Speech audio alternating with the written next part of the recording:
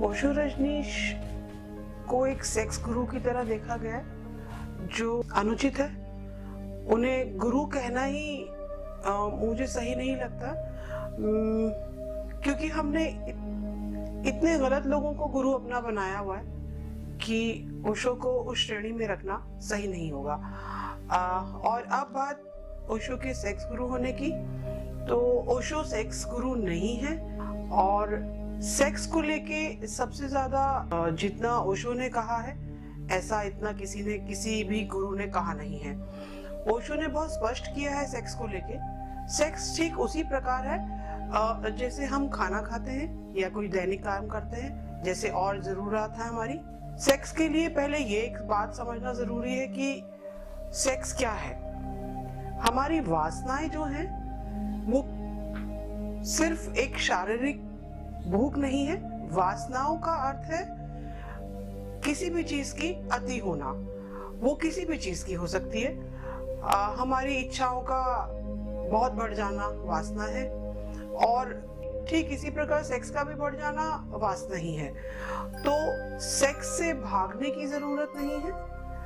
ये बिल्कुल दैनिक काम की तरह है। आप इसको ठीक उसी तरह लें जिस तरह और आप अपने काम करते हैं नॉर्मल, जैसे खाना खाते हैं हम या और दूसरे हम जो अपने दैनिक काम करते हैं। तो ओशो ने सेक्स को सो कॉल्ड हवा बनाने के लिए बिल्कुल सख्ती से उस पे रोक लगाने को कहा है। यही वजह है कि हमारे समाज में सेक्स को लेके इतनी गलत बातें, इतनी गलत धारणाएं हैं, और इसी वजह से हमारे समाज में इतने बलात्कार या इस तरह की और कुरीतियां हो रही हैं। तो यदि हम किसी चीज को जब जान लेते हैं तो या उस चीज को पा लेते हैं, उस चीज को भोग लेते हैं, तो वहां पे वो चीज वहीं पे उसका बैरियर लग जाता है। किसी चीज की हमें इच्छा हुई, हमें इच्छा हो रही है, हमें आइसक्रीम खाना है, और जब तक हम उसे खा नहीं लेते तब तक हम उसके पीछे काफी डेस्परेट रहते हैं। तो ठीक उसी प्रकार सेक्स भी है। द मोमेंट आपने सेक्स को जी लिया, आपकी वो वासना वहीं समाप्त हो जाती है। इसके लिए यहाँ पे एक बहुत इंपॉर्टेंट बात समझना जरूरी है कि सेक्स इस तरह नहीं है कि आप जबरदस्ती किसी के साथ कर रहे हैं। सेक्स दो लोगों की मैच्योरिटी की लेवल की बात है। ओशो ने हमेशा से सेक्स को एक समानांतर समान एक लेवल पे उसको हमेशा से उसको डिफाइन किया है। तो ऐसा कहना कि ओशो सेक्स के गुरु हैं, वहां आश्रम में जाके सिर्फ सेक्स होता है और वो सेक्स को बढ़ावा दे रहे हैं, ये बिल्कुल गलत है।